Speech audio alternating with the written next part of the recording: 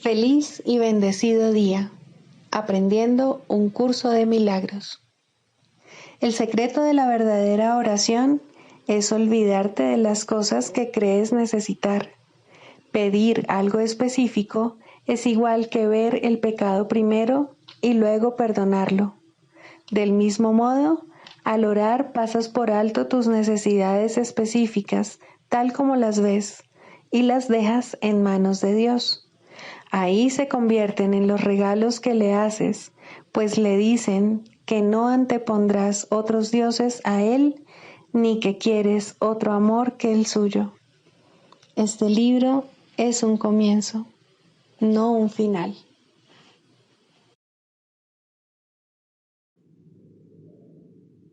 Del prefacio, que postula, párrafo 10. Lo opuesto a ver con los ojos del cuerpo es la visión de Cristo, la cual refleja fortaleza en vez de debilidad, unidad en vez de separación y amor en vez de miedo. Lo opuesto a oír con los oídos del cuerpo es la comunicación a través de la voz que habla en favor de Dios, el Espíritu Santo, el cual mora en cada uno de nosotros. Su voz nos parece distante y difícil de oír, porque el ego, que habla en favor del yo falso y separado, parece hablar a voz en grito. Sin embargo, es todo lo contrario. El Espíritu Santo habla con una claridad inequívoca y ejerce una atracción irresistible. Nadie puede ser sordo a sus mensajes de liberación y esperanza, a no ser que elija identificarse con el cuerpo. Ni nadie puede dejar de aceptar jubilosamente la visión de Cristo a cambio de la miserable imagen que tiene de sí mismo.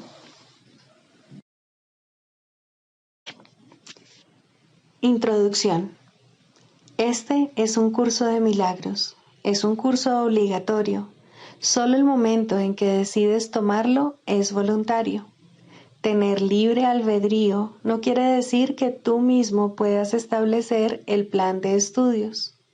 Significa únicamente que puedes elegir lo que quieres aprender en cualquier momento dado. Este curso no pretende enseñar el significado del amor, pues eso está más allá de lo que se puede enseñar. Pretende, no obstante, despejar los obstáculos que impiden experimentar la presencia del amor, el cual es tu herencia natural. Lo opuesto al amor es el miedo, pero aquello que todo lo abarca no puede tener opuestos. Este curso puede, por lo tanto, resumirse muy simplemente de la siguiente manera. Nada real puede ser amenazado. Nada irreal existe. En esto radica la paz de Dios.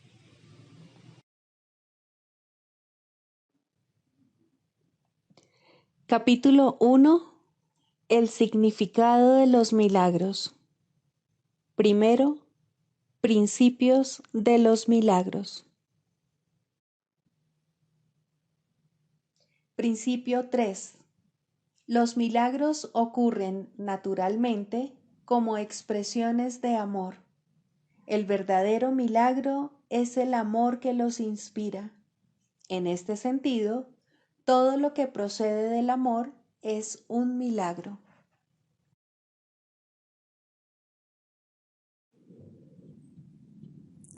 Capítulo 1. El significado de los milagros. 2. La revelación, el tiempo y los milagros. La revelación produce una suspensión completa, aunque temporal, de la duda y el miedo. Refleja la forma original de comunicación entre Dios y sus creaciones, la cual entraña la sensación extremadamente personal de creación que a veces se busca en las relaciones físicas. La proximidad física no puede proporcionarla. Los milagros, en cambio, son genuinamente interpersonales y conducen a un auténtico acercamiento a los demás. La revelación te une directamente a Dios. Los milagros te unen directamente a tu hermano. Ni la revelación ni los milagros emanan de la conciencia, aunque ambos se experimentan en ella. La conciencia es el estado que induce a la acción, aunque no la inspira. Eres libre de creer lo que quieras y tus actos dan testimonio de lo que crees. La revelación es algo intensamente personal y no puede transmitirse de forma que tenga sentido. De ahí que cualquier intento de describirla con palabras sea inútil. La revelación induce solo a la experiencia. Los milagros, por otra parte, inducen a la acción. Por ahora resultan más útiles debido a su naturaleza interpersonal. En esta fase del aprendizaje, obrar milagros es importante porque no se te puede forzar a que te liberes del miedo. La revelación es literalmente inefable porque es una experiencia de amor inefable. La reverencia se debe reservar solo para la revelación a la que se puede aplicar perfecta y correctamente. No es una reacción apropiada hacia los milagros porque un estado de reverencia es un estado de veneración, lo cual implica que uno de rango inferior se encuentra ante su creador. Tú eres una creación perfecta y deberías sentir reverencia solamente en presencia del Creador de la perfección. El milagro es, por lo tanto, un gesto de amor entre iguales. Los que son iguales no deben sentir reverencia los unos por los otros, pues la reverencia implica desigualdad. Por consiguiente, no es una reacción apropiada hacia mí. Un hermano mayor merece respeto por su mayor experiencia y obediencia por su mayor sabiduría. También merece ser amado por ser un hermano y devoción si es devoto. Es tan solo mi devoción por ti lo que me hace merecedor de la tuya. No hay nada con respecto a mí que tú no puedas alcanzar. No tengo nada que no proceda de Dios. La diferencia entre nosotros por ahora estriba en que yo no tengo nada más. Esto me coloca en un estado que en ti es solo latente. Nadie viene al Padre sino por mí, no significa que yo esté en modo alguno separado de ti o que sea diferente, excepto en el tiempo, y el tiempo no existe realmente. La afirmación tiene más sentido desde el punto de vista de un eje vertical que de uno horizontal. Tú estás debajo de mí y yo estoy debajo de Dios. En el proceso de ascensión, yo estoy más arriba porque sin mí la distancia entre Dios y el hombre sería demasiado grande para que tú la pudieses salvar. Yo salvo esa distancia por ser tu hermano mayor, por un lado, y por el otro, por ser un hijo de Dios. La devoción que les profeso a mis hermanos es lo que me ha puesto a cargo de la filiación que completo porque formo parte de ella. Tal vez esto parezca contradecir la afirmación yo y el Padre somos uno. Pero esa afirmación consta de dos partes en reconocimiento de la mayor grandeza del Padre. Las revelaciones son indirectamente inspiradas por mí debido a mi proximidad al Espíritu Santo y a que me mantengo alerta para cuando mis hermanos estén listos para recibir la revelación. De esta manera puedo obtener para ellos más de lo que ellos podrían obtener para sí mismos. El Espíritu Santo es el mediador entre la comunicación superior y la inferior y mantiene abierto para la revelación el canal directo de Dios hacia ti. La revelación no es recíproca. Procede de Dios hacia ti, pero no de ti hacia Dios. El milagro reduce al mínimo la necesidad del tiempo. En el plano longitudinal u horizontal, el reconocimiento de la igualdad de los miembros de la filiación parece requerir un tiempo casi interminable. El milagro, no obstante, entraña un cambio súbito de la percepción horizontal a la vertical.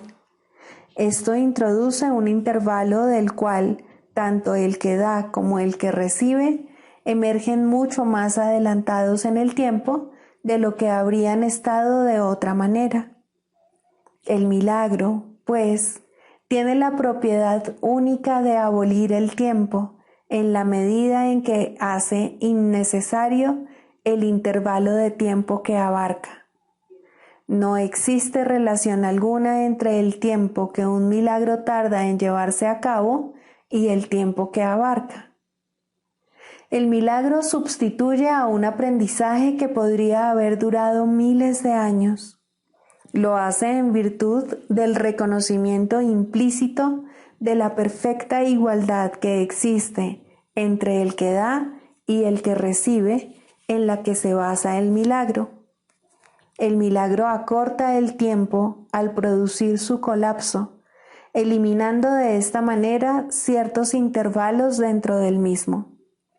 Hace esto, no obstante, dentro de la secuencia temporal más amplia.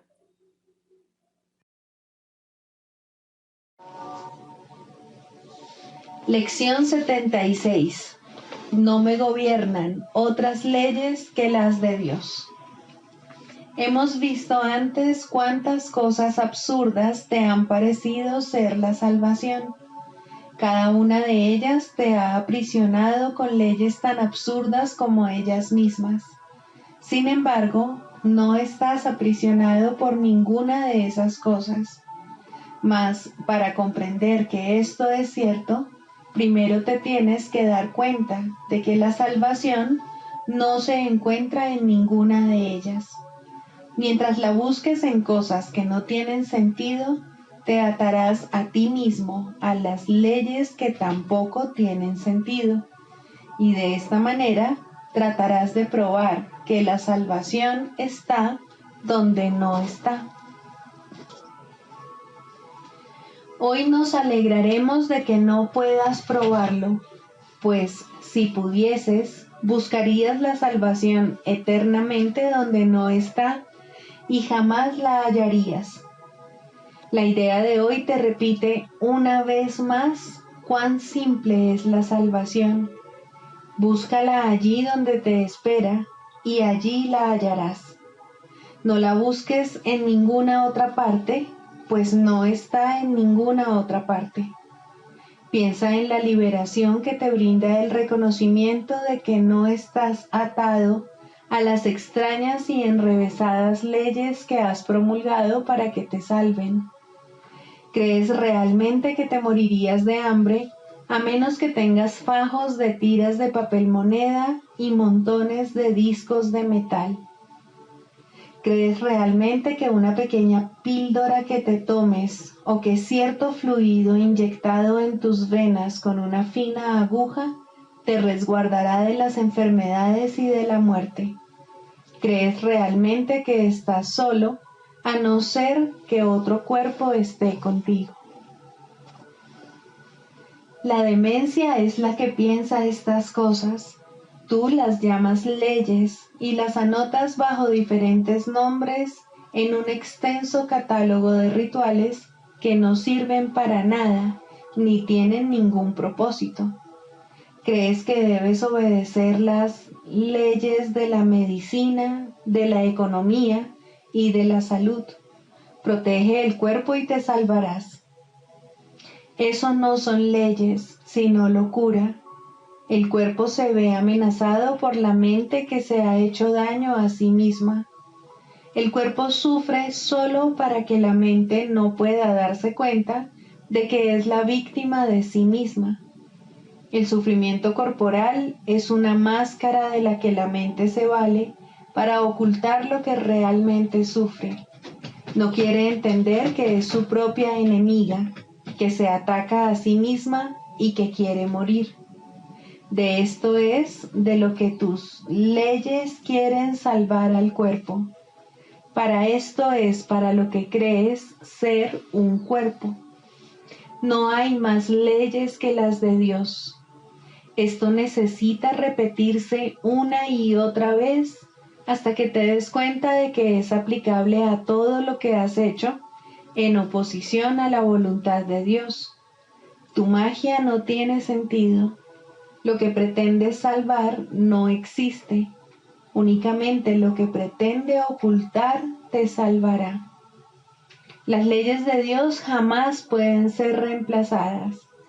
Dedicaremos el día de hoy a regocijarnos de que así sea. No es esta una verdad que queramos seguir ocultando. En lugar de ello, nos daremos cuenta de que es una verdad que nos mantiene libres para siempre. La magia aprisiona, pero las leyes de Dios liberan. La luz ha llegado porque no hay más leyes que las de Él. Comenzaremos hoy las sesiones de práctica más largas con un breve repaso de las diferentes clases de leyes que hemos creído necesario acatar. Estas incluyen, por ejemplo, las leyes de la nutrición, de la inmunización, de los medicamentos y de la protección del cuerpo en las innumerables maneras en que ésta se lleva a cabo. Crees también en las leyes de la amistad, de las buenas relaciones y de la reciprocidad. Puede que hasta incluso creas que hay leyes que regulan lo que es de Dios y lo que es tuyo. Muchas religiones se han basado en eso. Dichas religiones no salvan, sino que condenan en nombre del cielo. En cualquier caso, sus leyes no son más extrañas que otras leyes, que tú crees que debes obedecer para estar a salvo. No hay más leyes que las de Dios. Desecha hoy todas tus insensatas creencias mágicas y mantén la mente en un estado de silenciosa preparación para escuchar la voz que te dice la verdad. Estarás escuchando a uno que te dice que de acuerdo con las leyes de Dios, las pérdidas no existen. No se hacen ni se reciben pagos, no se pueden hacer intercambios, no hay sustitutos y ninguna cosa es reemplazada por otra. Las leyes de Dios dan eternamente sin jamás quitar nada. Escucha a aquel que te dice esto y date cuenta de cuán insensatas son las leyes que tú pensabas regían el mundo que creías ver. Sigue prestando atención. Él te dirá más. Te hablará del amor que tu Padre te profesa, de la infinita dicha que te ofrece, de la ardiente añoranza que siente por su único Hijo, creado como su canal de creación, pero que éste le niega debido a su creencia en el infierno. Abramos hoy los canales de Dios y permitamos que su voluntad se extienda a través de nosotros hasta Él. De esa manera es como la creación se expande infinitamente. Su voz nos hablará de esto, así como de los gozos del cielo que sus leyes mantienen por siempre ilimitados. Repetiremos la idea de hoy hasta que hayamos escuchado y comprendido que no hay más leyes que las de Dios. Después nos diremos a nosotros mismos, a modo de dedicatoria, con la cual concluye la sesión de práctica: no me gobiernan otras leyes que las de Dios. Repetiremos hoy esta dedicatoria tan a menudo como sea posible, por lo menos 4 o 5 veces por hora, así como en respuesta a cualquier tentación de sentirnos sujetos a otras leyes a lo largo del día. Es nuestra declaración de que estamos a salvo de todo peligro y de toda tiranía. Es nuestro reconocimiento de que Dios es nuestro Padre y de que su Hijo se ha salvado.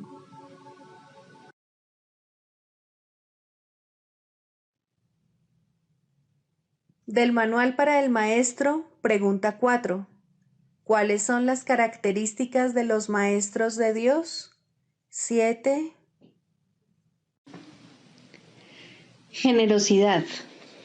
La palabra generosidad tiene un significado especial para el Maestro de Dios. No es el significado usual de la palabra. De hecho, es un significado que tiene que aprenderse, y aprenderse muy bien. Al igual que todos los demás atributos de los maestros de Dios, esta se basa, a fin de cuentas, en la confianza, puesto que sin confianza nadie puede ser generoso en el verdadero sentido de la palabra. Para el mundo, generosidad significa dar en el sentido de perder. Para los maestros de Dios, generosidad significa dar en el sentido de conservar. Se ha hecho hincapié en esta idea a lo largo del texto, así como en el libro de ejercicios, pero tal vez sea más extraña para el pensamiento del mundo que muchas de las otras ideas de nuestro programa de estudios. Lo que la hace más extraña es el hecho de que es obviamente lo opuesto a la manera de pensar del mundo. De la manera más clara posible y en el más simple de los niveles, la palabra significa exactamente lo opuesto para los maestros de Dios que para el mundo. El maestro de Dios es generoso en interés propio, pero no nos referimos aquí al interés propio del ser del que el mundo habla. El maestro de Dios no quiere nada que él no pueda dar, pues se da cuenta de que, por definición, ello no tendría ningún valor para él. ¿Para qué lo iba a querer? Solo podría perder por su causa, no podría ganar nada. Por lo tanto, no busca nada que sea solo para él, ya que eso sería la garantía de que lo perdería. No quiere sufrir, porque entonces iba a querer buscarse dolor, pero sí quiere conservar todas las cosas que son de Dios y que, por ende, son para su Hijo. Esas son las cosas que le pertenecen. Esas sí que las puede dar con verdadera generosidad, conservándolas de este modo para sí mismo eternamente.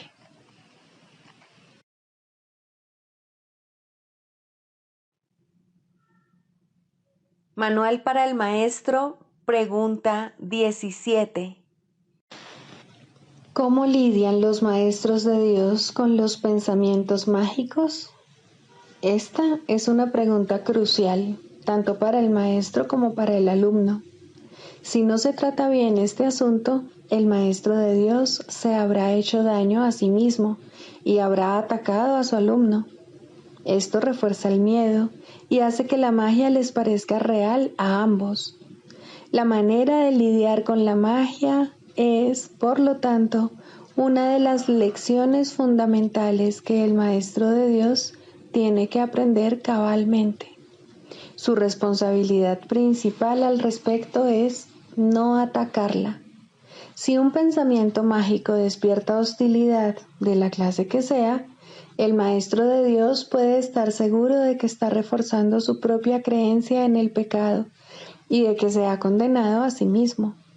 Puede estar seguro además que les ha abierto las puertas a la depresión, al miedo, al desastre. Que recuerde entonces que no es esto lo que quiere enseñar, porque no es esto lo que quiere aprender. Existe, no obstante, la tentación de responder a la magia de tal manera que ello la refuerza. Y esto no es siempre obvio. De hecho, puede estar fácilmente oculto bajo un aparente deseo de ayudar. Este doble deseo es lo que hace que la ayuda no sirva de gran cosa y que inevitablemente produzca resultados indeseables. Tampoco se debe olvidar que el resultado que se produzca será el mismo para él que para el alumno. ¿Cuántas veces se ha subrayado el hecho de que solo te das a ti mismo? ¿Y dónde podría observarse esto con mayor claridad que en los tipos de ayuda que el Maestro de Dios presta a aquellos que necesitan su ayuda? En estas situaciones es donde más claramente se le da su propio regalo, pues Él solo dará lo que haya elegido para sí mismo. Y en ese regalo reside su juicio acerca del Santo Hijo de Dios. Lo más fácil es permitir que el error se corrija allí donde es más evidente, y los errores se conocen por sus resultados. Una lección que verdaderamente se ha enseñado no puede conducir sino a la liberación del maestro y del alumno, que han compartido un mismo propósito. El ataque puede producirse únicamente si han percibido objetivos separados, y este debe ser el caso si el resultado es cualquier otra cosa que no sea dicha. El hecho de que el Maestro de Dios tenga una sola meta hace que el objetivo dividido del alumno se enfoque en una sola dirección y que la llamada de ayuda se convierta en su única petición. Esta se contesta fácilmente con una sola respuesta, y esta respuesta llegará sin lugar a dudas a la mente del maestro. Desde ahí irradiará a la mente del alumno, haciéndola así una con la suya. Tal vez sea útil recordar que nadie puede enfadarse con un hecho. Son siempre las interpretaciones las que dan lugar a las emociones negativas, aunque éstas parezcan estar justificadas por lo que aparentemente son los hechos o por la intensidad del enfado suscitado. Este puede adoptar la forma de una ligera irritación, tal vez demasiado leve como para ni siquiera poderse notar claramente, o puede también manifestarse en forma de una ira desbordada, acompañada de pensamientos de violencia, imaginados o aparentemente perpetrados. Esto no importa. Estas reacciones son todas lo mismo. Ponen un velo sobre la verdad, y esto no puede ser nunca una cuestión de grados. O bien la verdad es evidente o no lo es. No puede ser reconocida solo a medias. El que no es consciente de la verdad no puede sino estar contemplando ilusiones. Reaccionar con ira ante cualquier pensamiento mágico que se haya percibido es una de las causas básicas del temor. Examina lo que esta reacción significa y se hará evidente el lugar central que ocupa en el sistema de pensamiento del mundo. El pensamiento mágico, por su mera presencia, da por sentada la separación entre Dios y nosotros. Afirma de la forma más clara posible que la mente que cree tener una voluntad separada y capaz de oponerse a la voluntad de Dios, cree también que puede triunfar en su empeño. Es obvio que esto no es cierto. Sin embargo, es igualmente obvio que se puede creer que lo es. Y ahí es donde la culpabilidad tiene su origen. Aquel que usurpa el lugar de Dios y se lo queda para sí mismo, tiene ahora un enemigo mortal. Y ahora él mismo tiene que encargarse de su propia protección y construir un escudo con que mantenerse a salvo de una furia tenaz y de una venganza insaciable. ¿Cómo se puede resolver esta injusta batalla? Su final es inevitable, pues su desenlace no puede ser otro que la muerte. ¿Cómo entonces puede uno confiar en sus propias defensas? Una vez más, pues, hay que recurrir a la magia. Olvídate de la batalla, acéptala como un hecho y luego olvídate de ella. No recuerdes las ínfimas probabilidades que tienes de ganar. No recuerdes la magnitud del enemigo, ni pienses cuán débil eres en comparación con él. Acepta tu estado de separación, pero no recuerdes cómo se originó. Cree que has ganado la batalla, pero no conserves el más mínimo recuerdo de quién es realmente tu formidable contrincante. Al proyectar tu olvido sobre él, te parecerá que él se ha olvidado también. Mas, ¿cuál va a ser ahora tu reacción ante todos los pensamientos mágicos? No pueden sino volver a despertar tu culpabilidad durmiente que has ocultado pero no has abandonado. Cada uno le dice claramente a tu mente atemorizada: has usurpado el lugar de Dios, no creas que Él lo ha olvidado. Aquí es donde más vívidamente se ve reflejado el temor a Dios, pues en ese pensamiento la culpabilidad ha elevado la locura al trono del mismo Dios. Y ahora ya no queda ninguna esperanza, excepto la de matar. En eso estriba ahora la salvación. Un padre iracundo persigue a su hijo culpable. Mata o te matarán, pues estas son las únicas alternativas que tienes. Más allá de ellas, no hay ninguna otra, pues lo que pasó es irreversible. La mancha de sangre no se puede quitar y todo el que lleva esta mancha sobre sí está condenado a morir. A esta situación sin esperanzas, Dios envía a sus maestros, quienes traen consigo la luz de la esperanza directamente desde Él.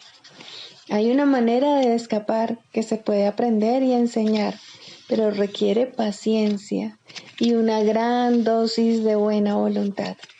Una vez que esto se ha alcanzado, la obvia simplicidad de la lección resalta como una luz blanca y brillante, contrapuesta a un horizonte negro, pues eso es lo que es. Dado que la ira procede de una interpretación y no de un hecho, nunca está justificada. Una vez que esto se entiende, aunque solo sea en parte, el camino queda despejado. Ahora es posible dar el siguiente paso. Por fin se puede hacer otra interpretación. Los pensamientos mágicos no tienen que conducir necesariamente a la condenación, pues no tienen realmente el poder de suscitar la culpabilidad, de modo que pueden pasarse por alto y olvidarse en el verdadero sentido de la palabra. La locura tan solo aparenta ser algo terrible. En realidad no puede hacer nada, pues no tiene ningún poder. Al igual que la magia, que se convierte en su sirviente, ni ataca ni protege. Verla y reconocer su sistema de pensamiento es ver lo que no es nada. ¿Puede acaso lo que no es nada suscitar ira? Difícilmente. Recuerda, Maestro de Dios, que la ira reconoce una realidad que no existe. No obstante, es un testigo fidedigno de que tú crees en ella como si se tratase de un hecho. Ahora no podrás escapar hasta que te des cuenta de que has estado reaccionando a tus propias interpretaciones, las cuales habías proyectado sobre el mundo externo. Permite que se te despoje de esa siniestra espada. La muerte no existe, la espada tampoco. El temor a Dios carece de causa. Su amor, en cambio, es la causa de todo lo que está más allá de todo temor, y es, por lo tanto, por siempre real y eternamente verdad.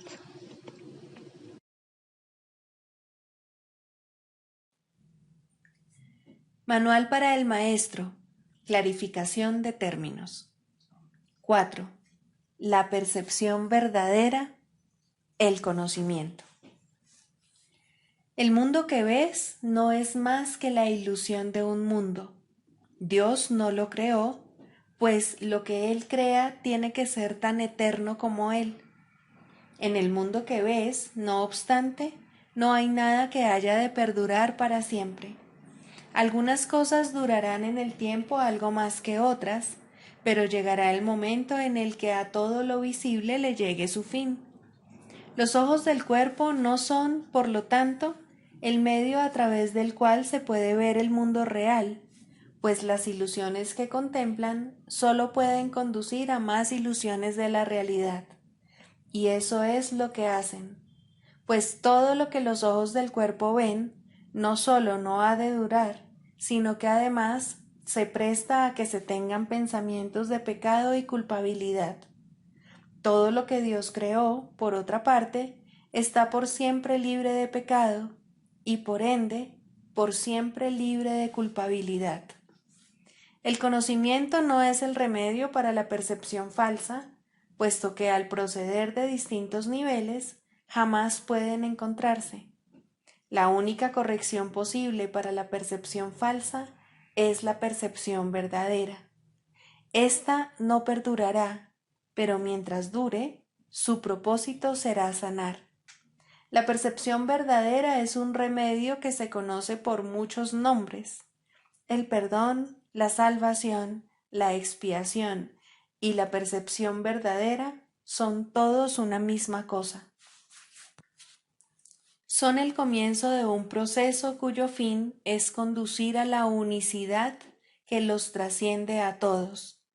La percepción verdadera es el medio por el que se salva al mundo de las garras del pecado, pues el pecado no existe.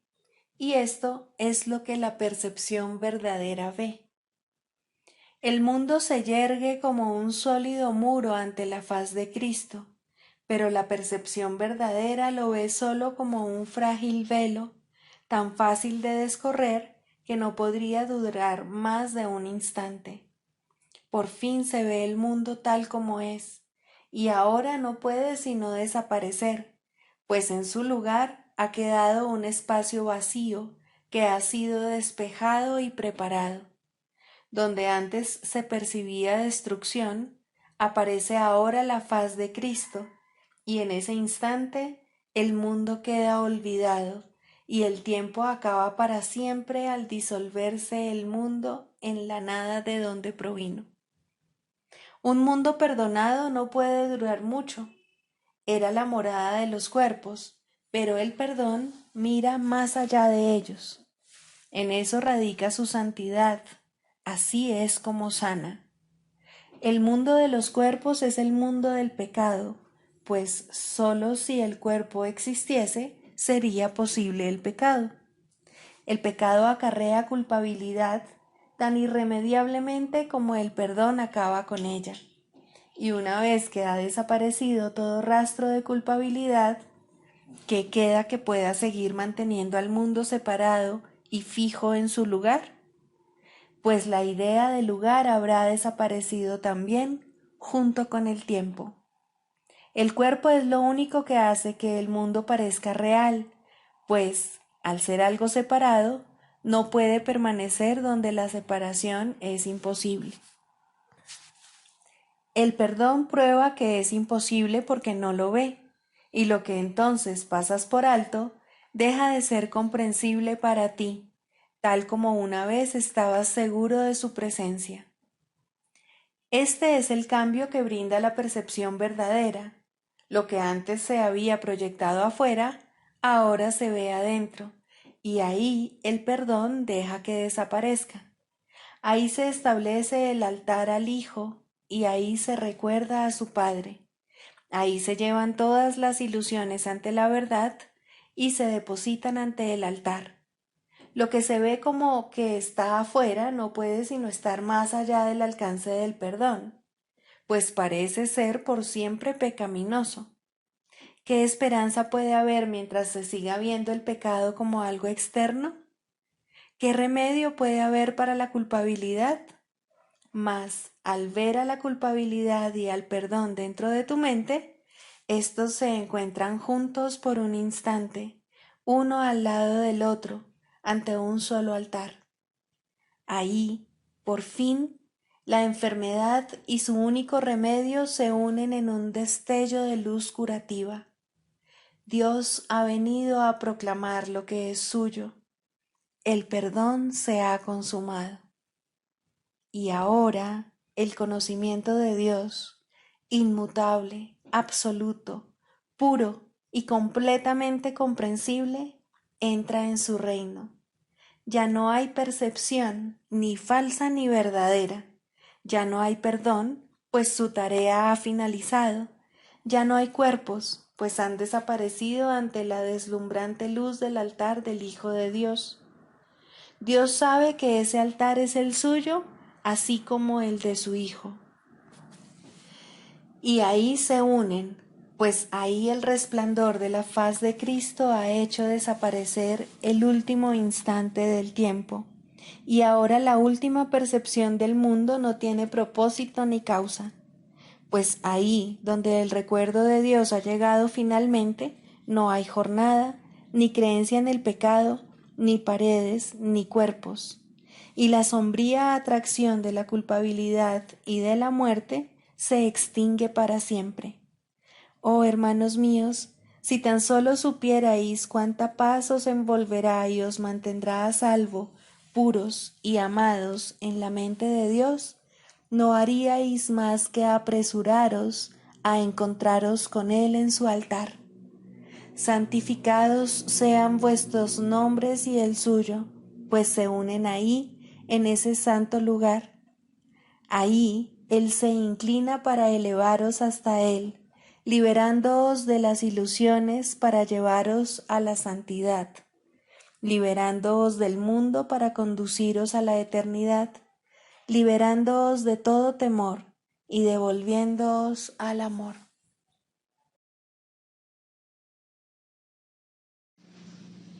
El proceso de la psicoterapia. Séptimo, la relación paciente-terapeuta ideal. ¿Quién es entonces el terapeuta y quién el paciente? Al final, todo el mundo desempeña ambos papeles. Aquel que necesita curación debe curar. Médico, cúrate a ti mismo. ¿Quién más, sino tú, necesita curarse? ¿Quién más, si no, necesita curación? Cada paciente que acude a un terapeuta le ofrece a éste la oportunidad de curarse a sí mismo. Por lo tanto, es su terapeuta, y cada terapeuta debe aprender a curarse con cada paciente que acude a él.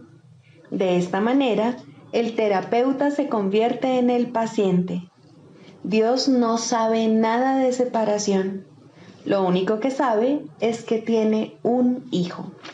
Su conocimiento se ve reflejado en la relación paciente-terapeuta ideal. Dios acude a aquel que lo llama y éste se reconoce a sí mismo en él. Piensa detenidamente, maestro y terapeuta, por quién oras y quién es el que necesita curación, pues la terapia es oración y la curación es su mira y su resultado.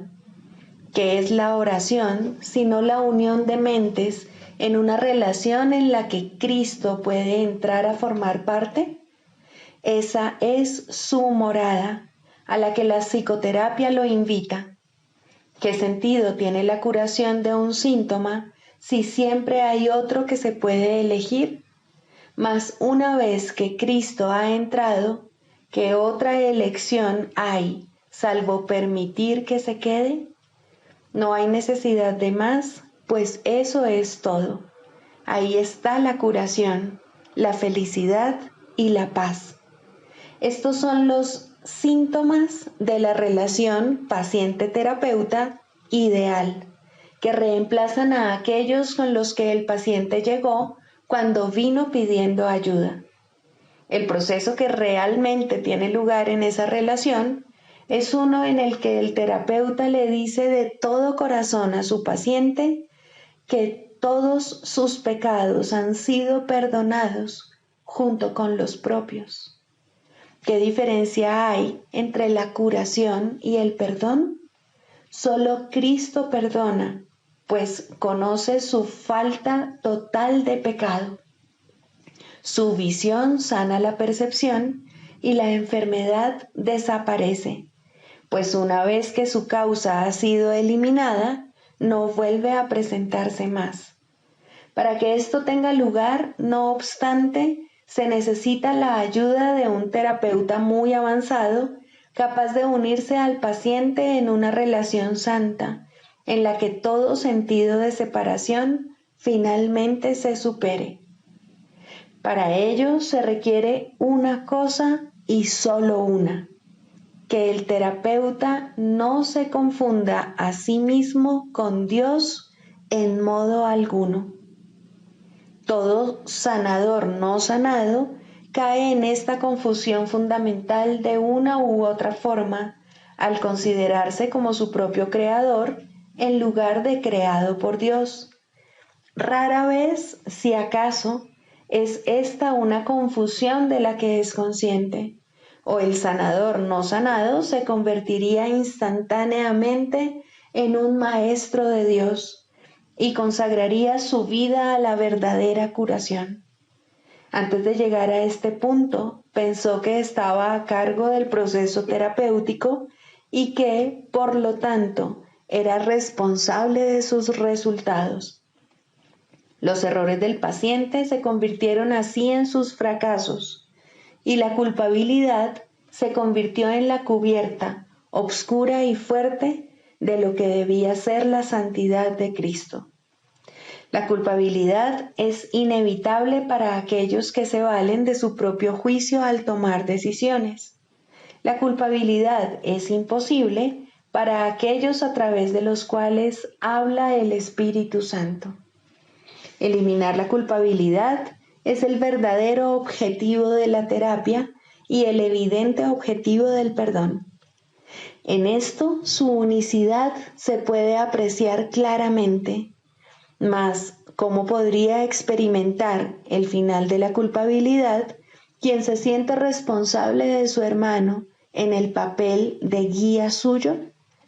Tal función presupone un conocimiento que nadie aquí puede tener, una certeza del pasado, del presente y del futuro, así como de todos los efectos que en ellos puedan ocurrir.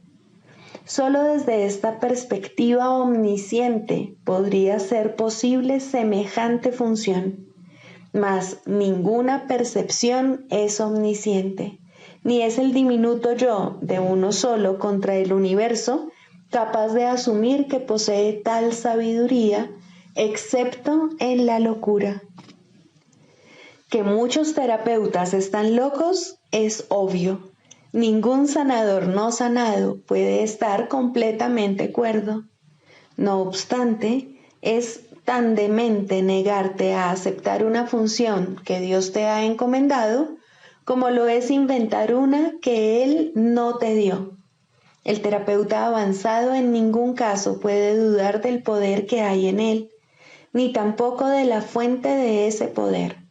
Comprende que todo poder en la tierra y en el cielo le pertenece por ser quien es. Y Él es quien es debido a su Creador, cuyo amor reside en Él y quien jamás puede fallar. Piensa en lo que esto significa. Los regalos de Dios son suyos para dar. Sus pacientes son los santos de Dios, quienes invocan su santidad para hacerla suya. Y según Él las concede, ellos contemplan la radiante faz de Cristo, que, a su vez, los contempla a ellos. Los dementes, al creer que son Dios, no temen ofrecer debilidad al Hijo de Dios, y por esa razón lo que ven en Él en verdad los atemoriza. El sanador no sanado no puede evitar sentir miedo de sus pacientes y sospechar de su lealtad por la traición que ve en sí mismo. Intenta curar y en ocasiones tal vez lo consiga. Su éxito será limitado y de corta duración. No ve el Cristo en aquel que acude a Él. ¿Qué respuesta puede dar aquel que parece un extraño, ajeno a la verdad y pobre en sabiduría, desprovisto del Dios que le debe ser dado? Contempla a tu Dios en Él, pues lo que ves será tu respuesta. Piensa en lo que en realidad significa la unión de dos hermanos y luego olvídate del mundo y de todos sus míseros triunfos, así como de sus sueños de muerte. Todos son uno y lo mismo, y ahora nada puede recordarse del mundo de la culpa. La habitación se transforma en un templo y la calle en un torrente de estrellas que, rozando suavemente, se desliza más allá de todos los sueños enfermizos. La curación se ha dado, pues lo que es perfecto no necesita curación. ¿Y que puede necesitar perdón allí donde no hay pecado? Siéntete agradecido, terapeuta, que puedes contemplar cosas como estas solo con entender tu verdadero papel. Si no lo haces, habrás negado que Dios te creó y por ende no sabrás que eres su hijo. ¿Quién es tu hermano ahora? ¿Qué santo puede venir para llevarte con él a casa? Has perdido el rumbo. ¿Cómo puedes ahora esperar ver en él una respuesta que te has negado a dar?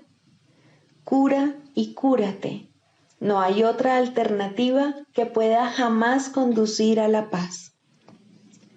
Deja entrar a tu paciente, pues viene a ti de parte de Dios. ¿No es acaso su santidad suficiente para despertar en ti tu memoria de Él?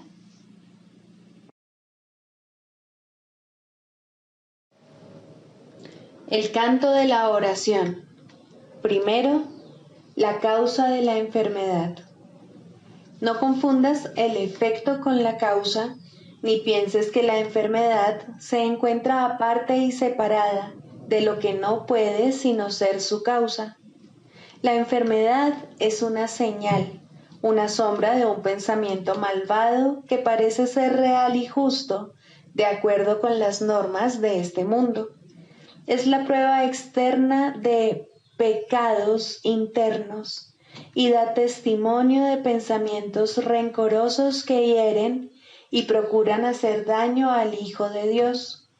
Curar el cuerpo es imposible, y esto queda demostrado por la brevedad de la cura. El cuerpo acabará muriendo de todas maneras, y así lo único que hace su curación es demorar su retorno al polvo de donde nació y al que volverá. La falta de perdón del Hijo de Dios es la causa del cuerpo. No ha abandonado su fuente, y esto queda claramente demostrado por su dolor y envejecimiento y por la marca de la muerte que pesa sobre sí. El cuerpo les parece temeroso y frágil a quienes piensan que sus vidas están bajo su mandato y vinculadas a su inestable y nimio aliento. La muerte los contempla conforme cada momento que pasa se escapa irrevocablemente de sus avariciosas manos sin poderlos retener, y sienten miedo cuando se producen cambios en sus cuerpos y éstos enferman, pues sienten el fuerte hedor de la muerte en sus corazones. El cuerpo puede sanar como efecto del verdadero perdón. Solo eso puede traer el recuerdo de la inmortalidad, que es el don de la santidad y del amor. El perdón no puede sino ser concedido por la mente que comprende que debe pasar por alto todas las sombras que cubren la santa faz de Cristo, entre las cuales la enfermedad se debe considerar una de ellas. No es nada más que esto, la señal del juicio hecho de un hermano sobre otro hermano y del Hijo de Dios sobre sí mismo, pues ha condenado al cuerpo a hacer su prisión y olvidó que fue Él quien le adjudicó ese papel. Lo que el Hijo de Dios ha hecho, ahora Él mismo tiene que deshacerlo, pero no solo, pues se desprendió de la llave de la prisión.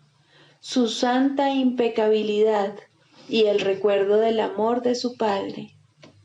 No obstante, se le ha dado ayuda a través de la voz que su Padre puso en él. El poder de curar es ahora el don que le ha concedido su Padre, pues a través de su voz él puede llegar hasta su Hijo y recordarle que el cuerpo puede convertirse en su morada elegida, pero nunca será su hogar en verdad. Es necesario distinguir, por lo tanto, entre la verdadera curación y su defectuosa contraparte. El mundo de los opuestos es el lugar de la curación, pues, ¿qué podría necesitar curación en el cielo? Tal como en el mundo, la oración puede pedir desacertadamente y la aparente caridad perdonar para matar. Así la curación puede ser tanto falsa como verdadera, testigo del poder del mundo o del eterno amor de Dios.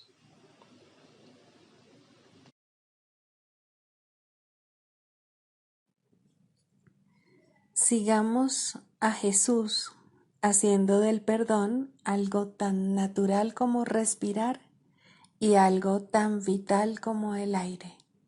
Amén.